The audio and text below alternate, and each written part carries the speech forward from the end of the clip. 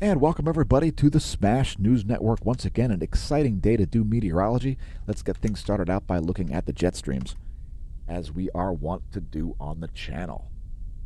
Here are the jet streams of the western world. We've got a doubled up one over the southern U.S. Some cold air being injected into the south central portion of the United States. Some cold, frigid air from British Columbia. Also, huge bends continue over the central Atlantic Ocean.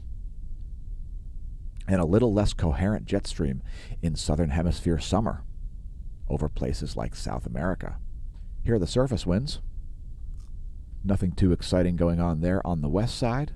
Let's see if anything more remarkable is happening on the east side. There are the east side surface winds. We do have a large low here in the northwestern Pacific. Also some strong winds around New Zealand and south of Australia there in the Southern Ocean. Here are the jets, the 250 hectopascal winds of the eastern world.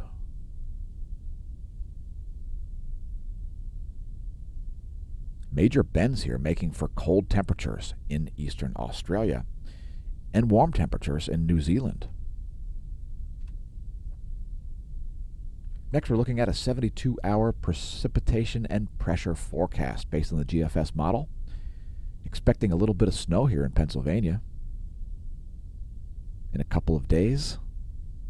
Heavier snows moving into the northern Rockies at the end of that 72-hour run. Again, it's a 72-hour GFS pressure and precipitation forecast. And let's blast through some more information. Here's your 3-day positive snow depth change forecast. That is new snow over the next 3 days. So there's the next 12 hours. Some significant snow there in Colorado, New Mexico, and even in Texas. There's the next 3 days. That's a 72-hour European model. Positive snow depth change forecast. Expecting another dusting, perhaps a nuisance snow here in eastern Pennsylvania. That's from windy.com, by the way. They've got a great mobile app. If you want to hear about standard deviations and snow totals for the Northern Hemisphere, watch yesterday's meteorology segment.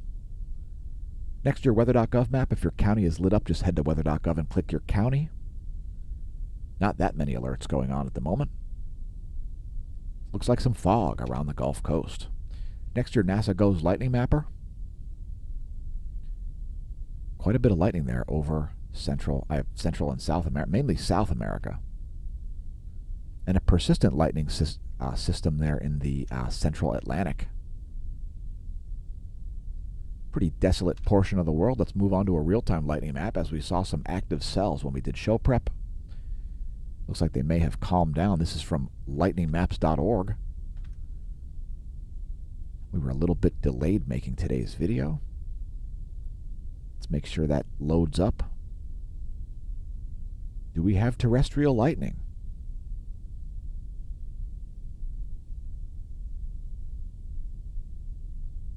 Anyway, next time you hear thunder, check out lightningmaps.org. You may be amazed. And you may be able to forecast thunder and frighten the natives. This video was originally streamed live to Twitch, thanks to all of our Twitch followers. Twitch.tv/smashamash. Please tell your friends and foes about the channel. We don't think the algorithms are doing it. We are one of the top science and technology channels on the platform, I'm told, thanks to our BitChute subscribers. Please make sure you subscribe on YouTube. We're putting out daily space weather content over there. YouTube.com/smashamash. Thanks to our YouTube subscribers. Thanks to the Smash team for supporting the content. We replace Patreon with something superior.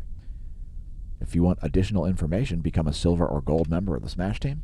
There's also a bronze non-paid level, and we even put up posts that don't require login, so check it out. You can find links below the video and on the homepage at smashomash.com to the Smash team. Smashomash.com/Smash team is the URL. Here's the water vapor scenario over the Pacific Ocean. Some very desolate places there where there aren't a lot of people, but there are satellites keeping an eye on it. And when I say eye on, well, pardon the pun. This gives us insight into weather coming from the west, which is where most weather comes from as the jet stream typically flows west to east. A bunch of dry air there associated with the west coast of the U.S., creating a blocking feature. So this is an effective high right here And this air does not want to make it through that, as that air is more massive than all this moisture, which is an effective low, at least a relative low, with respect to that high, if that makes sense. Dry air is more massive than moist air, folks, and it has to do with the molecular mass of atmospheric nitrogen versus atmospheric H2O. Here's the full 50 states Doppler radar view. Some precipitation showing up there in southern Alaska once again. And here's the lower 48. Some snow falling in Texas. Here's your shortwave radiation map. It shows clouds and fog at night. A bunch of low clouds over a large portion of the U.S. here and a large portion of the Gulf of Mexico. You can see those low clouds there. Here's your water vapor map.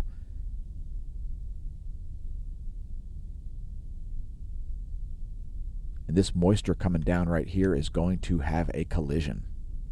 So this is going to come down. It's going to collide with this dry mass of air, which again is an effective high pressure system, and that's going to cause precipitation down the Rockies.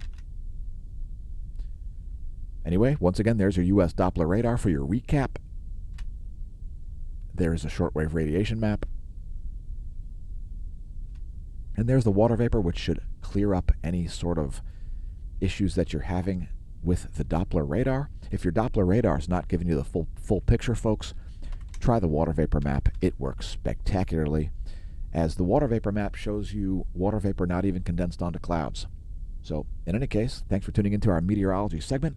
I'll have been your host, Dan, a.k.a. Smash-O-Mash, signing off from the Smash News Network, least busted name in news.